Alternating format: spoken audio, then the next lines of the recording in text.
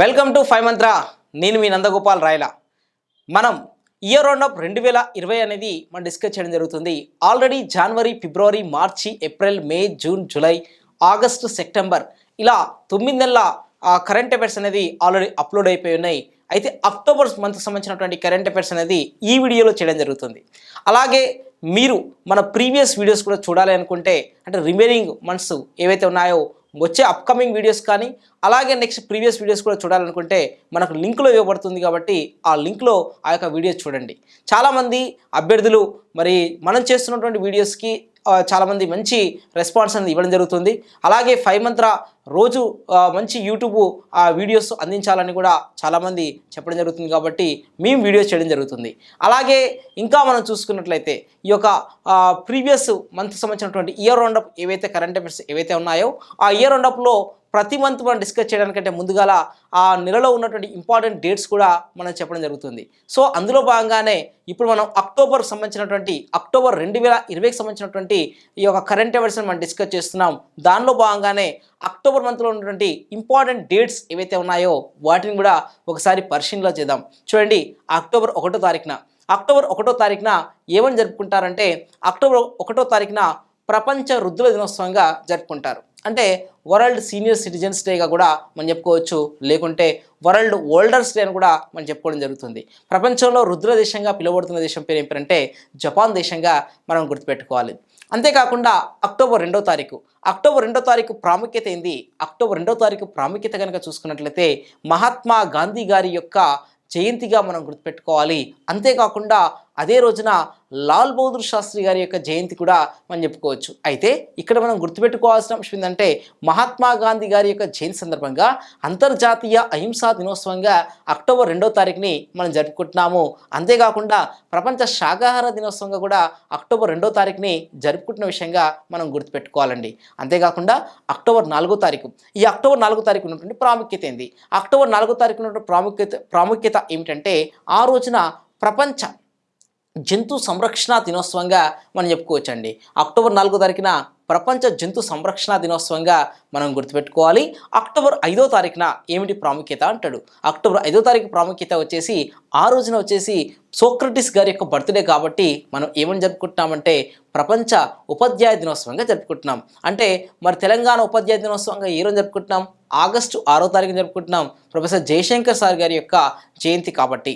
అలాగే నెక్స్ట్ మనం చూసుకున్నట్లయితే సెప్టెంబర్ 5వ తారీఖున సర్వేపల్లి రాధాకృష్ణన్ గారి యొక్క జయంతి సందర్భంగా మనం ఏమని జరుపుకుంటున్నామంటే సర్వేపల్లి రాధాకృష్ణన్ గారి యొక్క జయంతి సందర్భంగా జాతీయ ఉపాధ్యాయ దినోత్సవాన్ని జరుపుకుంటున్నాం.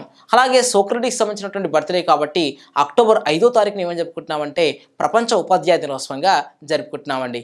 అలాగే నెక్స్ట్ మనం గమనించాల్సిన అంశం అక్టోబర్ 8 మనకు జాతీయ వైమానిక దళ దినోత్సవంగా మనం గుర్తుపెట్టుకోవచ్చు. అలాగే అక్టోబర్ 9వ తారీఖున ప్రపంచ తపాలా దినోత్సవంగా, అక్టోబర్ 10వ తారీఖున జాతీయ తపాలా దినోత్సవంగా మనం గుర్తుపెట్టుకోవాలి. అంతేకాకుండా అక్టోబర్ 11వ తారీఖు ప్రాముఖ్యత ఏంటి? అక్టోబర్ 11వ తారీఖు ప్రాముఖ్యత వచ్చేసి ప్రపంచ బాలికా దినోత్సవంగా గుర్తుపెట్టుకోవాలండి. నెక్స్ట్ అక్టోబర్ 13 అండి. అక్టోబర్ 13న ఏంటంటే ఈ రోజున అంతర్జాతీయ ప్రకృతి వైపరీత్యాల నివారణ దినోత్సవంగా మనం చెప్పుకోవచ్చు. అలాగే అక్టోబర్ 15వ తారీఖున ప్రాముఖ్యత ఏంది? అక్టోబర్ 15వ తారీఖున ప్రాముఖ్యత వచ్చేసి ఈ రోజున అబ్దుల్ కలాం గారి యొక్క బర్త్డే కాబట్టి ప్రపంచ విద్యార్థుల దినోత్సవంగా అక్టోబర్ 15వ తారీఖుని మనం గుర్తుపెట్టుకోవాలండి. అలాగే అక్టోబర్ 16వ తారీఖున ప్రాముఖ్యత ఏంటంటే అక్టోబర్ 16వ తారీఖున ప్రపంచ ఆహార దినోత్సవంగా చెప్పుకోవచ్చు. అక్టోబర్ 16వ తారీఖున ఏంటంటే ప్రపంచ ఆహార దినోత్సవం. ఈ ఆహారాన్ని తినాలంటే ఫస్ట్ ఏం చేస్తాం? చేయగడుకుంటాం. కాబట్టి అక్టోబర్ 15వ తారీఖున ఇంకో ప్రాముఖ్యత ఉంది, ప్రపంచ అంటే గ్లోబల్ హ్యాండ్ వాషింగ్ డే అని చెప్పుకోవచ్చు. అక్టోబర్ 15వ తారీఖున మనకు అబ్దుల్ కలాం గారి పుట్టినరోజు సందర్భంగా ప్రపంచ విద్యార్థుల దినోత్సవం చెప్పుకోవచ్చు. అదే రోజున గ్లోబల్ హ్యాండ్ వాషింగ్ డే ఉంది. అక్టోబర్ 16వ తారీఖున ప్రపంచ ఆహార దినోత్సవం కూడా ఉండడం జరిగింది. అలాగే నెక్స్ట్ అక్టోబర్ 21 అండి. ఈ అక్టోబర్ 21వ తారీఖున ప్రాముఖ్యత ఏంటంటే మనకు అమరవీరుల పోలీసు అమరవీరుల సంస్మరణ దినోత్సవంగా మనం గుర్తుపెట్టుకోవాలి. అలాగే అక్టోబర్ 24 తారీఖు ప్రాముఖ్యత ఏంది? ఈ అక్టోబర్ 24 తారీఖున ఐక్యరాజ్య సమితి ఏర్పాటైనటువంటి రోజు కాబట్టి ఐక్యరాజ్య సమితి దినోత్సవంగా మనం చెప్పుకోవచ్చు. 1945లో అక్టోబర్ 24 తారీఖున ఐక్యరాజ్య సమితి అనేది ఏర్పాటైంది. అది కూడా మనం అక్టోబర్ 24 కాబట్టి యుఎన్ఓ డేగా మనం చెప్పుకోవచ్చు. అలాగే అక్టోబర్ 31 అండి. అక్టోబర్ 31 తారీఖు ప్రాముఖ్యత ఏంటంటే సర్దార్ వల్లభాయ్ పటేల్ గారి యొక్క బర్త్డే కాబట్టి మనం ఏం జరుపుకుంటున్నాం అంటే రాష్ట్రీయ ఏక్తా దివస్గా జరుపుకుంటున్నాం. రాష్ట్రీయ ఏక్తా దివస్గా మనం జరుపుకుంటున్న విషయంగా మనం గుర్తుపెట్టుకోవచ్చండి. సో ఓవరాల్గా అక్టోబర్లో ఉన్నటువంటి ఇంపార్టెంట్ డేట్స్ని మీ ముందు ఉంచేటువంటి ప్రయత్నం చేయడం జరిగింది. వాటిల్లో ఇంపార్టెంట్ అంశాలు మనకు ఆల్రెడీ ఇప్పుడు డిస్కస్ చేశాము. అయితే అక్టోబర్ వచ్చేటువంటి కరెంట్ అఫైర్స్ 2020లో అక్టోబర్లో వచ్చినటువంటి కరెంట్ అఫైర్స్ ఏమున్నవి, వీటిని మనం ఇప్పుడు పరిగణలో తీసుకొని చదువుకోవాల్సిన అవసరం ఉంటుంది. చూడండి, ఆల్రెడీ ఒక వీడియోలో మనం పొందుపరచడం జరిగింది. మనకు స్లైడ్స్ రూపంలో ఒక్కొక్క దాని గురించి రావడం జరుగుతుంది. ఫస్ట్ చూడండి, మనకు స్టార్స్ అనేది కనిపిస్తుంది. స్టార్స్ అంటే ఏంది? స్టార్స్ అంటే కనుక చూసుకుంటే strengthening teaching learning and result for స్టేట్స్గా మనం చెప్పుకోవచ్చు.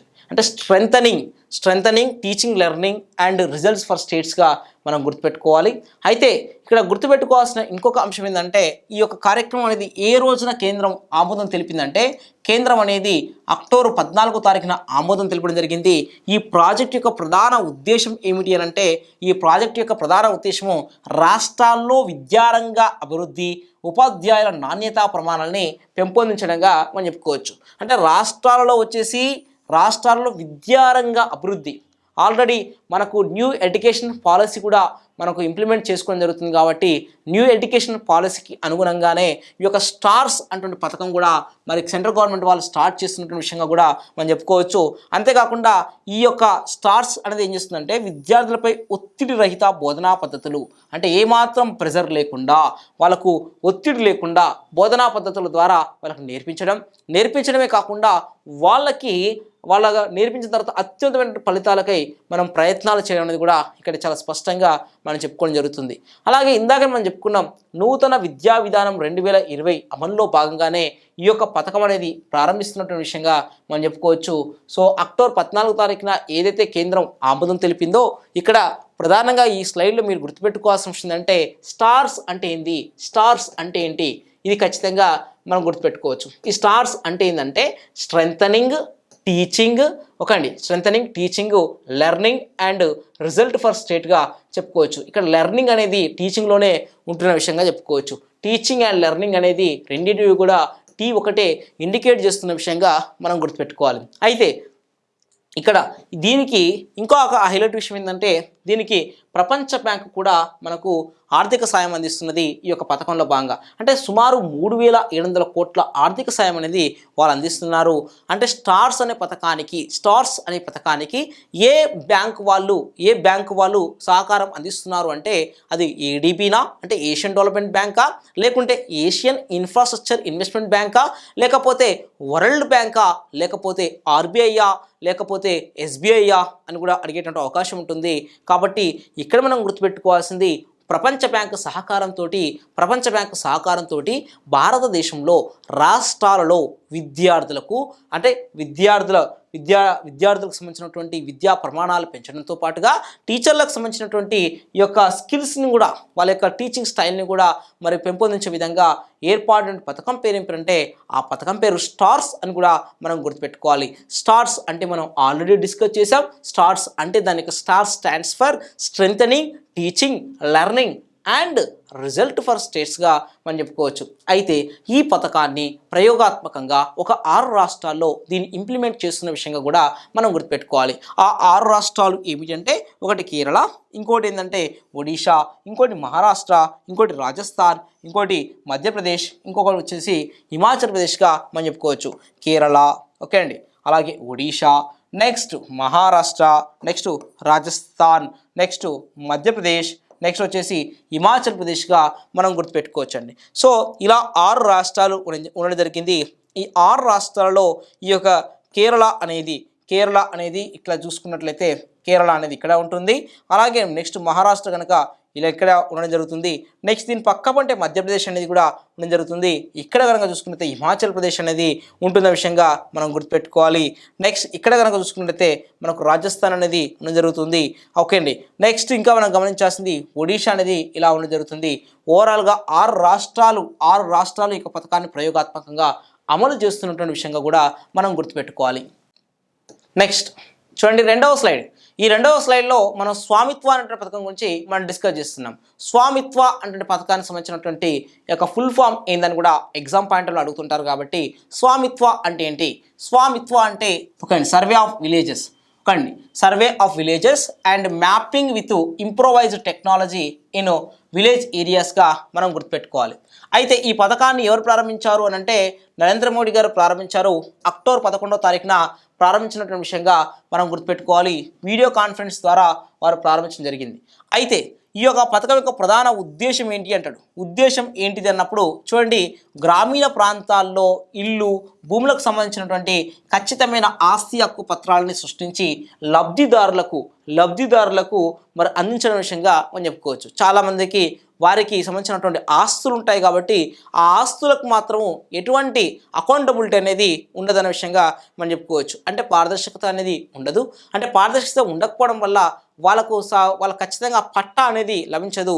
ఆస్తులు ఉన్నప్పటికీ కూడా వాళ్ళు తనాఖా పెట్టుకొని బయట ఎటువంటి లోన్ తీసుకునేటువంటి ఫెసిలిటీ అనేది ఉండదు. కాబట్టి ఇక్కడ ఏం చేస్తున్నారంటే స్వామిత్వ అంటే పథకంలో భాగంగా వెరిఫై చేసి మీకు ఈ ఆస్తులు ఉన్నాయని వాళ్ళు ఇవ్వడం జరుగుతుంది. ఆ యొక్క దాని ద్వారా వాళ్ళు ఎక్కడైనా బ్యాంకులైనా వేరే దగ్గరైనా సరే లోన్ తీసుకునేటువంటి ఫెసిలిటీ అనేది జరుగుతుంది. అంతేకాకుండా వాళ్ళ ఆస్తులకు ఒక చట్టబద్ధత అనేది కూడా లభించేటువంటి ప్రయత్నం కూడా జరుగుతుందన్న విషయంగా మనం చెప్పుకోవచ్చు. అయితే ఈ పథకం ఏం చేస్తున్నారంటే వచ్చే 4 సంవత్సరాల్లో దేశవ్యాప్తంగా 6.2 లక్షల గ్రామాల్లోని ఆస్తులను సర్వే చేసి ఆస్తి హక్కు కార్డులని అందిస్తారనే విషయంగా చెప్పుకోవచ్చు. ఇదంతా 2024 నాటికి కంప్లీట్ కావాలని అనుకుంటున్నారు. మరి ఇక్కడ ప్రధానంగా చూసుకున్నట్లయితే ఈ యొక్క పైలట్ ప్రాజెక్ట్గా ఈ పథకాన్ని 2020 ఏప్రిల్ 4వ తారీఖున మరి 6 రాష్ట్రాల్లోని 763 గ్రామాల్లో 132,000 మందికి ఆస్తి హక్కు పత్రాలని తయారు చేసినటువంటి విషయంగా కూడా మనం గుర్తుపెట్టుకోవాలి. అయితే ఏమిటి 6 రాష్ట్రాలు ఏందన్నప్పుడు ఇక్కడ చూడండి, ఉత్తరప్రదేశ్, ఇక్కడ చూసుకున్నట్టయితే మనకు మధ్యప్రదేశ్, ఇక్కడ Karnataka, next Uttarakhand, next Maharashtra, next Haryana అనే విషయంగా కూడా మనం చెప్పుకోవచ్చండి. సో ఓవరాల్గా స్వామిత్వ అనే పథకానికి మనం ఖచ్చితంగా గుర్తుపెట్టుకోవాల్సిన విషయం ఏంటంటే అక్టోబర్ 11వ తారీఖు గుర్తుపెట్టుకోవాలి. దానికి సంబంధించినటువంటి ఫుల్ ఫామ్ అనేది కూడా మనం గుర్తుపెట్టుకోవచ్చు. ఓవరాల్గా ఎన్ని లెటర్స్ ఉన్నాయండి? టోటల్గా 8 లెటర్స్ ఉన్నాయి. SVAM అనేది కూడా ఉండడం జరిగింది. SVAM అంటే ఏంటంటే సర్వే ఆఫ్ విలేజెస్ అండ్ మ్యాపింగ్గా మనం గుర్తుపెట్టుకోవాలి. నెక్స్ట్ ITV అంటే with improvised technology in village ఏరియాస్గా మనం చెప్పుకోవచ్చు అండి. సో ఈ పథకం అనేది ఎక్స్క్లూజివ్గా మనం చూసుకున్నట్లయితే మనకు ఉన్నటువంటి ఆస్తులకు సంబంధించినటువంటి కార్డు, ఆస్తులకు సంబంధించినటువంటి సర్వే చేసి ఒక కార్డు అనేది అందించడం జరుగుతుంది. ఆ కార్డు ద్వారా మనం ఎక్కడైనా కూడా లోన్ తీసుకున్నటువంటి ఫెసిలిటీ అనేది ఖచ్చితంగా లభిస్తుందనే విషయంగా కూడా మనం చెప్పుకోవచ్చు. నెక్స్ట్ PM స్వానిధి అనే పథకం అండి. PM స్వానిధి అనే పథకం చూడండి, స్వామిత్వ అనే పథకం గురించి మనం డిస్కస్ చేస్తున్నాం. అలాగే స్వానిధి అనే పథకం గురించి కూడా మనం డిస్కస్ చేస్తున్నాం అండి. అంటే స్వనిధి అనే పథకం అనేది దాని యొక్క స్టాండ్స్ చూడండి, దాని యొక్క ఫుల్ ఫామ్ ఏంటంటే PM వచ్చినప్పుడు జనరల్గా ప్రధానమంత్రి అంటాం. ఓకే, కానీ ఇక్కడ చూడండి స్ట్రీట్ వెండర్స్ ఆత్మనిర్భర్ నిధిగా మనం చెప్పుకోవచ్చు. స్ట్రీట్ వెండర్స్ ఆత్మనిర్భర్ నిధి అని, ఆత్మనిర్భర్ నిధి ఈ పథకాన్ని అక్టోబర్ 27వ తారీఖున వీడియో కాన్ఫరెన్స్ రూపంలో మన ప్రధానమంత్రి నరేంద్ర మోడీ గారు ప్రారంభించినటువంటి విషయంగా మనం గుర్తుపెట్టుకోవాలి. ఇక్కడ చాలా స్పష్టంగా ఉంది. మరి స్ట్రీట్ వెండర్స్ అంటే మనకు వీధి వ్యాపారులుగా మనం గుర్తుపెట్టుకోవచ్చు. మరి వీధి వ్యాపారులు కరోనా వల్ల చాలామంది నష్టపోయినారు. వాళ్ళకి రుణ సాయం అందించాలని ఈ యొక్క పథకాన్ని మరి కేంద్ర ప్రభుత్వం వాళ్ళు ప్రారంభించడం జరిగింది. ఈ పథకంలో తొలి లబ్ధిదారులు ఎవరంటే ప్రీతి అనేటువంటి ఆగ్రాకు చెందినటువంటి street vendor, Arvind Maurya Varanasi street వెండర్గా చెప్పుకోవచ్చు. అలాగే విజయ్ బౌదూర్ లక్నోకి సంబంధించినటువంటి స్ట్రీట్ వెండర్గా మనం గుర్తుపెట్టుకోవాలి. ఈ పథకంలో భాగంగా వారికి సమ్ అమౌంట్ అనేది ఇవ్వడం జరుగుతుంది. ఆ అమౌంట్ ఇచ్చిన తర్వాత వాళ్ళు మళ్ళీ తిరిగి వ్యాపారం చేసుకుంటూ ఆ యొక్క అమౌంట్ అనేది ఖచ్చితంగా ప్రభుత్వానికి చెల్లించాల్సినటువంటి అవసరం ఉంటుంది. మరి 10,000 రూపాయలని ఖచ్చితంగా ప్రతి స్ట్రీట్ వెండర్కి అందించేటువంటి ఒక కార్యక్రమంగా చెప్పుకోవచ్చు. ఓవరాల్గా PM స్వనిధి అటువంటి పథకాన్ని మనం గుర్తుపెట్టుకోవాలండి. నెక్స్ట్ ఎఫ్ఏఓ 75వ వార్షికోత్సవం ఉందండి. ఎఫ్ఏఓ 75వ వార్షికోత్సవం. ఎఫ్ఏఓ అంటే ఏంది? ఎఫ్ఏఓ అంటే ఫుడ్ అండ్ అగ్రికల్చర్ ఆర్గనైజేషన్గా మనం గుర్తుపెట్టుకోవాలి. ఫుడ్ అండ్ అగ్రికల్చర్ ఆర్గనైజేషన్ ఇది మనకు చూసుకున్నట్లయితే 1945 అక్టోబర్ 16న ఏర్పాటైందండి. దీనికి సంబంధించినటువంటి ప్రధాన కార్యాలయం కూడా ఇటలీ రాజధాని రోమ్లో ఉంది. దీనికి సంబంధించినటువంటి డైరెక్టర్ జనరల్ ఎవరు అంటే చైనాకు చెందినటువంటి వ్యక్తి ఉన్నాడు. అతని పేరు క్యూ డోంగ్యూగా మనం గుర్తుపెట్టుకోవాలి. అయితే దీని యొక్క నినాదం ప్రధానంగా ఏంటంటే లెటర్ దేర్ బి బ్రెడ్గా మనం చెప్పుకోవచ్చు. లెటర్ దేర్ బి బ్రెడ్గా మనం గుర్తుపెట్టుకోవాలి. లెటర్ దేర్ బి బ్రెడ్ కాగా ఇక్కడ ఏం చెప్తున్నారు అంటే ఈ యొక్క ఎఫ్ఏఓ అనేది 75 సంవత్సరాలు కంప్లీట్ అయిపోయిన సందర్భంగా వీళ్ళు ఏం చేశారు అంటే 75 వార్షికోత్సవం సందర్భంగా ప్రధాని నరేంద్ర మోడీ గారు 75 రూపాయల ప్రత్యేక నాణాన్ని ఆ యొక్క మెమరీగా గుర్తుగా వాళ్ళు రిలీజ్ చేసిన విషయంగా కూడా మనం గుర్తుపెట్టుకోవాలి.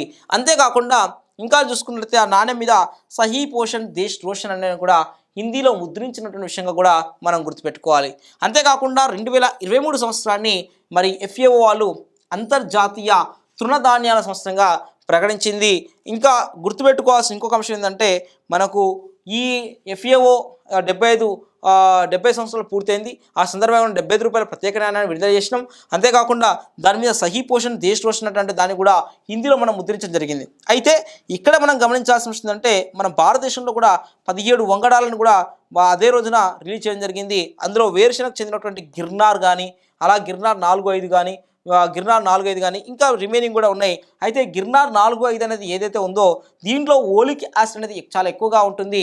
ఓవరాల్గా దీన్ని తయారు చేసింది హైదరాబాద్ కేంద్రంగా ఉన్నటువంటి మన ఇక్రిసాట్ వాళ్ళ విషయంగా మనం గుర్తుపెట్టుకోవాలి. ఇక్రిసాట్ అంటే ఏందో కూడా మీకు తెలుసు. ఇక్రిసాట్ అంటే దీని కూడా ఒక ఫుల్ ఫామ్ ఉండడం జరిగింది.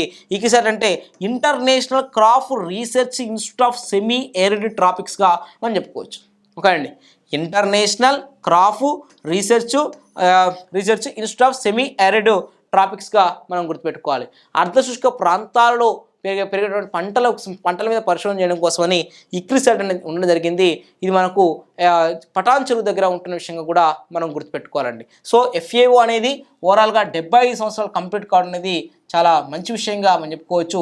ఈ సంస్థ ఎక్స్క్లూజివ్గా ఫుడ్ గురించి అగ్రికల్చర్ గురించి మాత్రమే ఇది తన యొక్క కార్యక్రమాలని చేస్తుంది.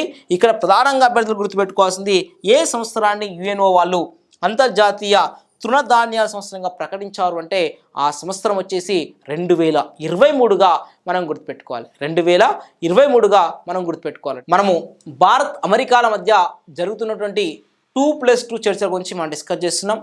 2+2 చర్చలు అన్నప్పుడు ప్రధానంగా గుర్తుపెట్టుకోవాల్సిన విషయం ఏంటంటే 2+2 అంటే ఏంటంటే ఇక్కడ విదేశాంగ మంత్రి ప్లస్ రక్షణ శాఖ మంత్రి వీళ్ళిద్దరు కాబట్టి వీళ్ళిద్దరు, అలాగే ఇండియాకు సంబంధించినటువంటి వాళ్ళు ఇద్దరు, సో భారత్కు సంబంధించినటువంటి వాళ్ళు ఇద్దరు, అమెరికాకు సంబంధించినటువంటి వాళ్ళు ఇద్దరు, నలుగురు కలిసి మరి మాట్లాడుకుంటారు కాబట్టి ఈ నలుగురు మాట్లాడుకుంటారు కాబట్టి దీన్ని మనం 2+2 మీటింగ్స్గా మనం చెప్పడం జరుగుతుంది. సో భారత్ తరపు నుంచి ఉన్నటువంటి ఇద్దరు 2020 అక్టోబర్ గురించి మనం చెప్పడం జరుగుతుంది కాబట్టి ఇక్కడ విదేశాంగ మంత్రి పేరు మనకు జైశంకర్ కాగా, మరి అంతేకాకుండా రాజ్నాథ్ సింగ్ వచ్చేసి రక్షణ శాఖ మంత్రి కాగా, అప్పుడున్నటువంటి అంటే 2021లో ఆల్రెడీ చేంజ్ అయిపోతారు జో బైడెన్ అటువంటి వారి యొక్క కొత్త అధ్యక్షుడు కాబట్టి వారి యొక్క కాలంలో వీళ్ళు మారిపోతారు. కానీ ఈ స్లైడ్కి మాత్రం 2020 అక్టోబర్కి సంబంధించింది కాబట్టి ఇక్కడ మాత్రం విదేశాంగ మంత్రిగా వేరే ఉన్నారు, రక్షణ శాఖ మంత్రిగా వేరే వాళ్ళు ఉన్నారు కాబట్టి వీళ్ళని కూడా గుర్తుపెట్టుకోవాలి. చూడండి, మరి అమెరికా సంబంధించినటువంటి విదేశాంగ మంత్రి పేరు ఆ మైక్ పాంపియో అని గుర్తుపెట్టుకోవాలి. ఏది 2020 అక్టోబర్లో. అలాగే మార్క్ ఎస్పర్ అటువంటి వ్యక్తి అమెరికాకు సంబంధించినటువంటి రక్షణ శాఖ మంత్రిగా మనం చెప్పుకోవచ్చండి. అయితే వీళ్ళిద్దరి మధ్యన చర్చ జరుగుతుంది. అయితే ఈ చర్చలు ఎప్పుడు ప్రారంభమైనాయంటే 2018లో ప్రారంభమైనాయండి. 2018లో ప్రారంభమైనాయి. అంటే 2018లో ప్రారంభమైన విషయం మనం గుర్తుపెట్టుకోవాలండి. 2018లో తొలిసారిగా చర్చలు ప్రారంభమైనాయి, 2019లో జరిగినవి, నెక్స్ట్ 2020లో కూడా జరిగిన విషయంగా మనం చెప్పుకోవచ్చు. సో ఇది ఎన్నో చర్చలు 2+2 చర్చలు అంటే 3వ చర్చలుగా మనం చెప్పుకోవచ్చు. మరి 3వ చర్చలు కాగా మరి ఇందులో పాల్గొనేది ఎవరు? ఇరు దేశాల విదేశాంగ మంత్రులు, నెక్స్ట్ రక్షణ శాఖ మంత్రులు పాల్గొంటున్న విషయంగా మనం గుర్తుపెట్టుకోవాలి. అయితే ఈ సందర్భంగా ఇరు దేశాల మధ్య బెకా ఒప్పందం కుదిరిందండి. బెకా ఒప్పందం కుదిరింది. కప్పలు బెక అంటే కదా, కానీ ఇక్కడ మనకు బెకా ఒప్పందం కుదిరిన విషయంగా కూడా మనం గుర్తుపెట్టుకోవాలి. ఈ బెకా ఒప్పందం 2002లో ప్రారంభమైనటువంటి ఒక 4 కీలక ఒప్పందాల్లో ఒకటిగా చెప్పుకోవచ్చు. ఆ 4 కీలక ఒప్పందాల్లో ఒకటి కాగా ఆ ఒకటితోటి ఈ బెకా ఒప్పందం అనేది 4వదిగా మనం చెప్పుకోవచ్చు. సో మనం 2002లో అనుకున్నాం. ఏమని అనుకున్నామంటే ఒక 4 ఒప్పందాలు భారత్ అమెరికాల మధ్య జరిగితే బాగుంటుందని అనుకోవడం జరిగింది. సో అందులో భాగంగానే ఫస్ట్ ఒప్పందం జరిగింది, సెకండ్ ఒప్పందం జరిగింది, థర్డ్ ఒప్పందం జరిగింది. కానీ ఫోర్త్ ఒప్పందం అనేది ఈ బెకాతోటి పరిపూర్ణమైపోయింది. ఇప్పుడు మీకు అనిపిస్తుంటుంది ఇదివరకు జరిగిన ఒప్పందాలు ఏంటివి అని మీకు డౌట్ రావడం జరుగుతుంది. కాబట్టి వాటి నెక్స్ట్ స్లైడ్లో మీరు చూడండి భారత్ అమెరికాల మధ్య జరిగినటువంటి 4 ఒప్పందాలు ఇయర్తో పాటుగా మనం ఇవ్వడం జరిగింది. 2002లో అనుకున్నాం. 2002లో ఒక 4 ఒప్పందాలు చేసుకుందాం అనుకున్నాం. అందులో భాగంగానే ఫస్ట్ ఒప్పందం ఏంటంటే దీన్నే జిఎస్ఓఎంఇయా అంటారు. జిఎస్ఓమియా అన్నప్పుడు చూడండి, జిఎస్ఓమియా జనరల్ సెక్యూరిటీ అండి. జిఎస్ అంటే జనరల్ సెక్యూరిటీ, మనం జనరల్గా జనరల్ స్టడీస్ అంటుంటాం, కానీ ఇక్కడ జనరల్ సెక్యూరిటీగా మనం గుర్తుపెట్టుకోవాలి. General security of military information అగ్రిమెంట్గా మనం చెప్పుకోవచ్చు. ఇక్కడ మియా అన్నప్పుడు మాత్రం గుర్తుపెట్టుకోవాలి, మిలిటరీ ఇన్ఫర్మేషన్ అగ్రిమెంట్గా మనం చెప్పుకోవచ్చు. చూడండి, general security of military information agreement అండి. అయితే ఇది ఎప్పుడు జరిగిందండి? 2002లో జరిగింది. ఏ దేశాల మధ్య జరిగిందండి? భారత్ అండ్ అమెరికాగా చెప్పుకోవచ్చు. యుఎస్ ఇండియా మధ్య జరిగినటువంటి 4 కీలక ఒప్పందాలు. ఓకే అండి, ఈ 4 కీలక ఒప్పందాలు. ఈ ఒప్పందం ఉద్దేశం ఏంటి అంటాడు. ఈ ఒప్పందం ఉద్దేశం ఏంటంటే రహస్య సమాచారానికి సంబంధించినటువంటి సంరక్షణ. ఏదైనా ఇరు దేశాల మధ్య ఒక రహస్యమైనటువంటి ఒక సీక్రెట్ ఇన్ఫర్మేషన్ ఏదైతే ఉందో, చూడండి మిలిటరీ ఇన్ఫర్మేషన్ అంటేనే సీక్రెట్, దాన్ని సంరక్షించాల్సినటువంటి బాధ్యత కూడా మనకు ఇరు దేశాల మధ్య ఉందనే విషయంగా చెప్పుకోవచ్చు. అలాగే నెక్స్ట్ జరిగినటువంటి ఒప్పందం లెమోవా. ఇది ఏంటంటే లెమోవా అన్నప్పుడు ఎక్స్క్లూజివ్గా చూడండి, లెమోవా అన్నప్పుడు ఇక్కడ ప్రధానంగా గుర్తుపెట్టుకోవాలి ఏంటంటే ఈ లెమోవా అనేది ఇక్కడ చూడండి, దీని యొక్క LEMOA stands for logistics exchange memorandum of అగ్రిమెంట్గా గుర్తుపెట్టుకోవాలి. మీరు ప్రధానంగా ఏ అనేది వచ్చిందంటే అది ఖచ్చితంగా అగ్రిమెంట్ అని గుర్తుపెట్టుకోవచ్చు. చూడండి, ప్రతి దాని దగ్గర కూడా ఏ ఉంటుంది. కాబట్టి ఇది చూడండి, ఇక్కడ ఈ లాజిస్టిక్స్ ఎక్స్చేంజ్ ఆఫ్ మెమొరండమ్ అగ్రిమెంట్ ఇది 2016లో జరిగింది. ఈ 2016 జరిగితే దీని యొక్క ప్రధాన ఉద్దేశం ఏంటండి, లాజిస్టిక్స్ అంటేనే మనకి ఇది రవాణాకు సంబంధించిన అంశంగా చెప్పుకోవచ్చు. కాబట్టి రవాణా మరమ్మతులకై ఇరు దేశాల మధ్య సైనిక కేంద్రాల వినియోగంగా మనం గుర్తుపెట్టుకోవాలి. రవాణా ప్లస్ మరమ్మతుల కోసం ఈ ఇరు దేశాల మధ్య సైనిక కేంద్రాల వినియోగం కూడా ఇందులో ఉండడం జరిగింది. నెక్స్ట్ కామ్కాసా అంటే ఒక అగ్రిమెంట్. కామ్కాసా అంటే ఏంటంటే కమ్యూనికేషన్ కంపాటబిలిటీ అండ్ సెక్యూరిటీ అగ్రిమెంట్గా చెప్పుకోవచ్చు. ఇక్కడ సిఓఎం మొత్తం కూడా ఒకటే, అదేంటిదంటే కమ్యూనికేషన్ మీద ఆధారపడి ఉంది. ఒకటి ఇంకోటి ఏంటంటే ఇక్కడ సిఈ అంటే కంపాటబిలిటీ, ఏ అంటే గా చెప్పుకోవచ్చు. ఇక్కడ ఎస్ఏ అంటే ఏంటంటే సెక్యూరిటీ అగ్రిమెంట్గా మనం గుర్తుపెట్టుకోవాలి. ఇది ఎప్పుడు జరిగింది? 2018లో జరిగింది. మరి 2018లో అత్యున్నత ఆర్మీ టెక్నాలజీని భారత్కు విక్రయించడానికి ఇరు దేశాల మధ్య ఒప్పందం కుదిరింది. అంతేకాకుండా ఒక సబ్సిడరీ అంటే సైన్య సహకారాన్ని కూడా ఇక్కడ అందించేటువంటి ప్రయత్నం జరుగుతుంది. కానీ ఇది నాటోకు అనుకూలమైన కాదు, అలా అని నాముకు వ్యతిరేకమని కూడా కాదన్న విషయంగా మనం గుర్తుపెట్టుకోవాలి. అంతేకాకుండా ఇది బెకా. ఈ బెకా అంటే ఏంటంటే బేసిక్ ఎక్స్చేంజ్ ఆఫ్ కోఆపరేషన్ అగ్రిమెంట్గా చెప్పుకోవచ్చు. బేసిక్ ఎక్స్చేంజ్ కోఆపరేషన్ అగ్రిమెంట్ అండి. ఇక్కడ బి అంటే బేసిక్ ఉండాలి, ఇది ఎక్స్చేంజ్, ఇక్కడ ఏంటండి కోఆపరేషన్ అగ్రిమెంట్. ఈ బేసిక్ ఎక్స్చేంజ్ అగ్రిమెంట్ అనేది 2020లో జరిగింది.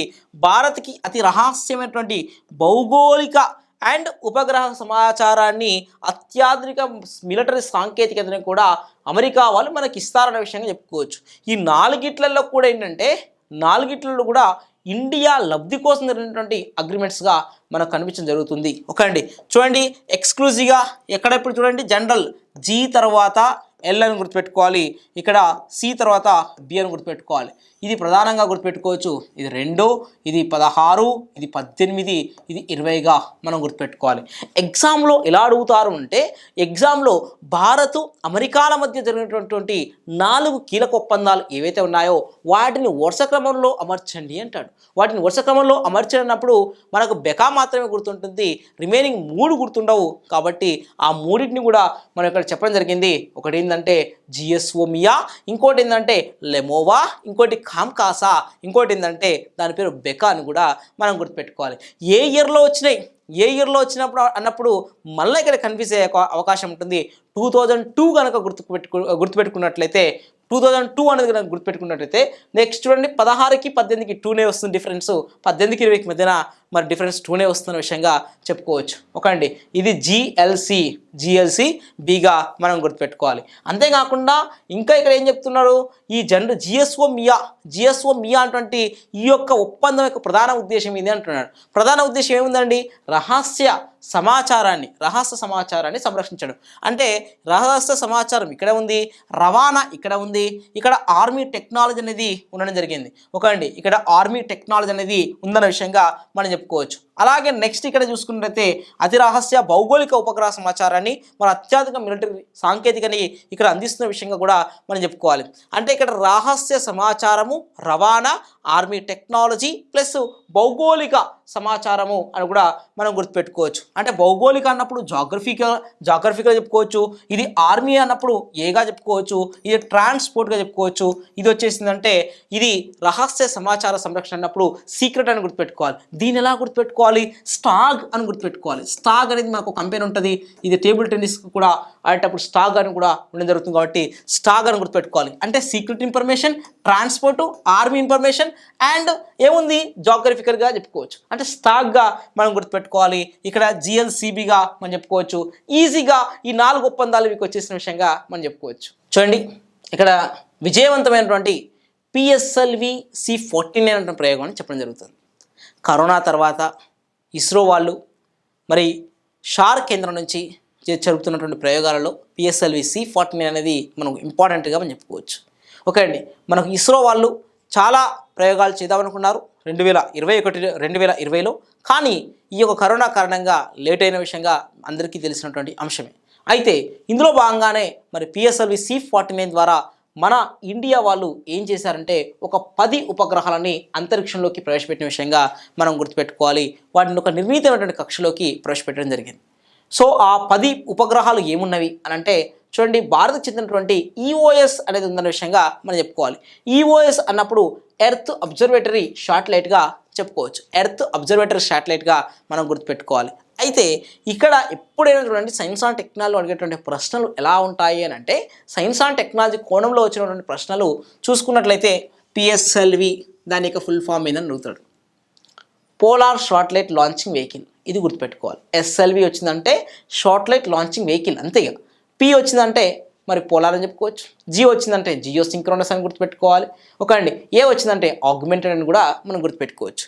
అలాగే ప్రతిసారి ఎక్కడి నుంచి ప్రయోగిస్తారు అని అంటే జనరల్గా మనం ప్రయోగించే అంశము నెల్లూరు జిల్లాలో ఉంది. నెల్లూరు జిల్లాలో శ్రీహరికోటలో ఎక్కువగా ఇక్కడి నుంచి మనకు ప్రయోగించడం జరుగుతుంది. మరి షార్ అనేది ఉంటుంది. షార్ అంటే ఏంటంటే సతీష్ ధావన్ హై ఆల్టిట్యూడ్ రేంజ్గా మనం చెప్పుకోవచ్చు. మరి షార్ కేంద్రం నుంచి వాళ్ళు ప్రయోగిస్తారన్న విషయంగా మనం గుర్తుపెట్టుకోవాలి ఇస్రో వాళ్ళు. అయితే ఈ ఇస్రో వాళ్ళు ప్రయోగించినటువంటి ఆ యొక్క వాహనౌక పేరు ఏం పేరు అంటాడు, వాహనౌక పేరు PSLV C-49గా చెప్పుకోవచ్చు. దాని డేట్ కూడా అడగడం జరుగుతుంది, PSLV C-49 అండ్ అక్టోబర్ 7గా చెప్పుకోవచ్చు. చూడండి ఎంత ఈజీ ఉంది చూడండి. 7 ఎంత 49, 7 ఎంత అంటే 49గా మనం చెప్పుకోవచ్చు. కాబట్టి మనకు PSLV 49ని ఏ రోజున ప్రయోగించారు, అక్టోబర్ 7 అని గుర్తుపెట్టుకోవాలి. అయితే ఇందులో ఎన్ని పంపించారు అంటే ఓవరాల్గా 10 ఉపగ్రహాలు పంపించడం జరిగింది. 10 ఉపగ్రహాలు ఏంటివి, భారత్ చెందినటువంటి EOS ఉండడం జరిగింది. అంతేకాకుండా లగ్జంబర్గ్కు చెందినటువంటి 4 ఉపగ్రహాలు ఉన్నాయి. అమెరికాకు చెందినటువంటి లీమూర్ అటువంటి ఉపగ్రహాలు 4 ఉన్నాయి. అలాగే లిథువేనియాకి సంబంధించినటువంటి R2 టెక్నాలజీ సంబంధించినటువంటి డెమాన్స్ట్రేషన్ ఉపగ్రహం కూడా ఉందన్న విషయంగా చెప్పుకోవచ్చు. EOS అనేది ఏంటంటే ఎక్స్క్లూజివ్గా రిమోట్ సెన్సింగ్ ఉపగ్రహంగా మనం చెప్పుకోవచ్చు. రిమోట్ సెన్సింగ్ ఉపగ్రహంగా దీన్ని మనం గుర్తుపెట్టుకోవాలి. ఓకేండి, EOS అంటే earth observatory satellite. Earth observation satellite అనేది కనుక చూసుకున్నట్లయితే ఈ ఎర్త్ అబ్జర్వేటివ్ శాటిలైట్ అనేది ఈ రిమోట్ సెన్సింగ్ ఉపగ్రహంగా మనం గుర్తుపెట్టుకోవాలండి. ఓకేనా, నెక్స్ట్ చూడండి, బ్యాగ్ ఆన్ వీల్స్. తెలంగాణలో ఆల్రెడీ కార్గో అనేది స్టార్ట్ అయింది. TSRTC వాళ్ళు కార్గో అంటే వాళ్ళు ప్రయాణికుల్ని పంపించడం కాదు, సరుకుల్ని కూడా మేము పంపిస్తామని కూడా వాళ్ళు TSRTC వాళ్ళు కొత్తగా ప్రయోగం అనేది చేయడం జరిగింది. సో కార్గో సక్సెస్ అయిపోయింది. అలాగే మనకు గమనించినట్లయితే రైల్వేలో కూడా సరుకుకు సంబంధించినటువంటి గూడ్స్ ట్రైన్స్ ఉన్నాయి, కానీ ఇట్లా ఎక్స్క్లూజివ్గా కొన్ని ఐటమ్స్ పంపించడం కోసమని మనకు లేదు. కాబట్టి మరి రీసెంట్గా రైల్వే కూడా నష్టాల బాటలో ఉంది, కాబట్టి నష్టాల బాట నుంచి లాభాల బాటకు పంపించడం కోసమని బ్యాగ్ ఆన్ వీల్స్ అనేటువంటి కార్యక్రమాన్ని కూడా మరి తీసుకురావడం జరిగింది. ఈ బ్యాగ్ ఆన్ వీల్స్ అనేటువంటి కార్యక్రమం అనేది ఎక్స్క్లూజివ్గా మనం చూసుకున్నట్లయితే ఉత్తర రైల్వే వాళ్ళు దీన్ని ప్రారంభించినటువంటి విషయంగా మనం గుర్తుపెట్టుకోవాలి. బ్యాగ్ ఆన్ వీల్స్ అండి.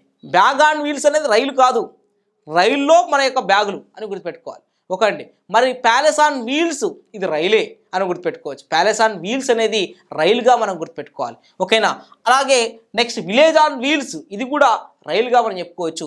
విలేజ్ ఆన్ వీల్స్ అంటే ఏంటంటే భారతదేశంలో ఉన్నటువంటి గ్రామాలను సందర్శించడం కోసం ఏర్పాటు చేసినటువంటి రైలు పేరు విలేజ్ ఆన్ వీల్స్గా మనం చెప్పుకోవచ్చు. ప్యాలెస్ ఆన్ వీల్స్ అనేది కూడా ఒక లగ్జరీ రైలుగా మనం గుర్తుపెట్టుకోవాలి. అయితే ఇక్కడ బ్యాగ్ ఆన్ వీల్స్ అనేది ఏంటంటే బ్యాగ్ ఆన్ వీల్స్ దేశంలో రైల్వే ప్రయాణికులకి తమ యొక్క బ్యాగ్స్ అన్నింటినీ కూడా ఈ యొక్క రైలు ద్వారా పంపించినటువంటి అవకాశం అనేది ఉండడం జరిగింది. మరి దీన్ని చూసుకున్నట్లయితే ఇది గజియాబాద్, ఢిల్లీ, గుర్గావ్ తదితర స్టేషన్లలో బ్యాగ్ ఆన్ వీల్స్ అనేటువంటి సేవలు అనేది ప్రారంభించనున్న విషయంగా కూడా మనం గుర్తుపెట్టుకోవాలి.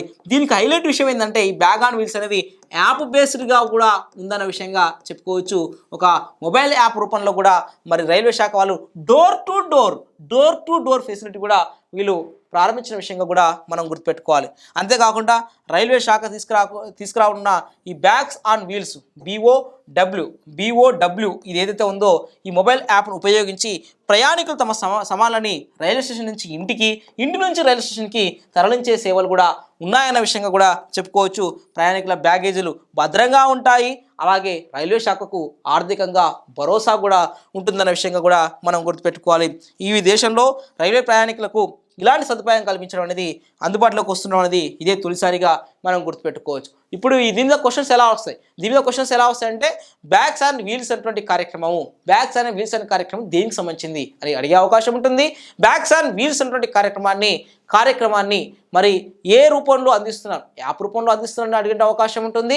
అలాగే బ్యాగ్స్ అండ్ వీల్స్ని ఎవరు అందిస్తున్నారు, భారతదేశంలో తొలిసారిగా ఎవరు ప్రారంభించారు, ఉత్తర రైల్వేనా, ఈశాన్య రైల్వేనా, వాయువ్య రైల్వేనా, లేకుంటే దక్షిణ మధ్య రైల్వేనా అని అడిగే అవకాశం ఉంటుంది. కాబట్టి ఉత్తర రైల్వే అనే విషయం కూడా మనం గుర్తుపెట్టుకోవాలి. ఎందుకంటే ఉత్తర రైల్వే హెడ్ క్వార్టర్ ఎక్కడ ఉందంటే మన న్యూఢిల్లీలో ఉంది. మన ఢిల్లీ వాళ్ళు ప్రారంభించిన విషయంగా ఇక్కడ చాలా స్పష్టంగా ఇవ్వడం జరిగింది.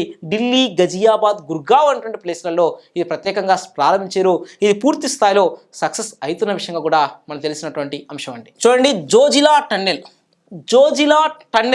ఈ జోజిలా టన్నెల్ అనేది ఆసియాలోనే అతి పొడవైనటువంటి సొరంగంగా మరి రికార్డు అనేది సృష్టిస్తున్న విషయంగా చెప్పుకోవచ్చు.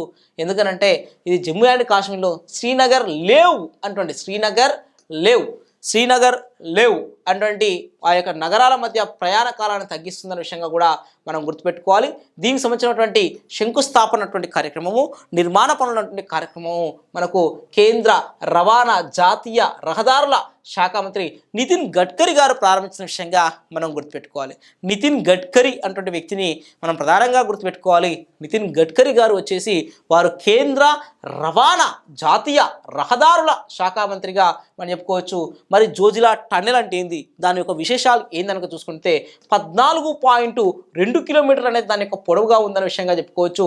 దీన్ని మెగా ఇంజనీరింగ్ అండ్ ఇన్ఫ్రాస్ట్రక్చర్ వీళ్ళు వచ్చేసి ఈ యొక్క ప్రాజెక్టు చేపట్టిన విషయంగా కూడా మనం గుర్తుపెట్టుకోవాలి. దీని వ్యయం వచ్చేసి 4,509 కోట్లు మాత్రమే విషయం కూడా మనం చెప్పుకోవచ్చు. మరి ఇక్కడ ప్రధానంగా గుర్తుపెట్టుకోవాల్సిన అంశము, ఈ యొక్క టన్నెల్ కనుక పూర్తయితే ఆసియాలోనే అత్యంత పొడవైన టన్నెల్గా ఇది నిలవబోతున్న విషయంగా కూడా గుర్తుపెట్టుకోవాలి. శ్రీనగర్ లేవులు మధ్య ప్రయాణ సమయం అనేది 3 గంటల నుంచి జస్ట్ 15 నిమిషాలకు మాత్రమే తగ్గుతుందన్న విషయంగా మనం చెప్పుకోవచ్చు. అంటే 15 నిమిషాలకు మాత్రమే తగ్గుతుంది. మరి శ్రీనగర్ కార్గిల్ లేవు జాతీయ రహదారిపై 11,578 అడుగుల ఎత్తున ఉండడంతో ఇది వ్యూహాత్మకమైనటువంటి ప్రాజెక్టుగా కూడా ఉండడం జరిగింది. ఎక్స్క్లూజివ్గా నార్త్ ఈస్ట్ స్టేట్స్లలో కానీ, అలాగే నెక్స్ట్ వేరే దేశాలతో బౌండరీ పంచుకున్నటువంటి రాష్ట్రాల్లో కానీ ఇన్ఫ్రాస్ట్రక్చర్ అనేది ఖచ్చితంగా డెవలప్మెంట్ చేయాల్సినటువంటి బాధ్యత ఉంది.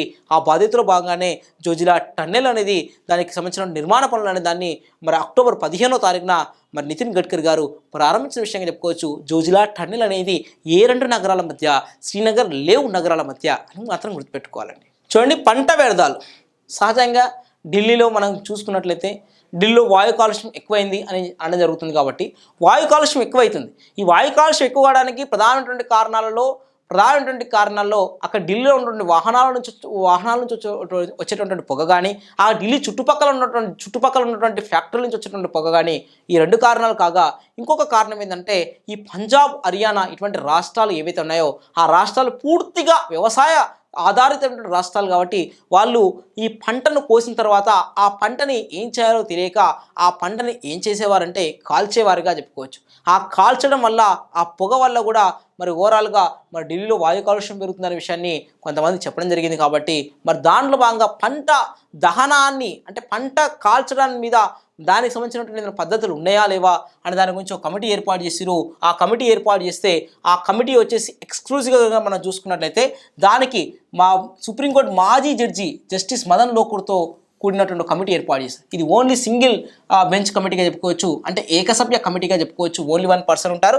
ఇది ఎక్స్క్లూజివ్గా పంజాబ్, హర్యానా, యూపీ రాష్ట్రాల్లో ఈ పంట వ్యర్థాలను కాల్చడాన్ని నివారించేందుకు తీసుకోవాల్సిన చర్యల గురించి మరి వాళ్ళు చేపడుతున్న విషయంగా చెప్పుకోవచ్చు.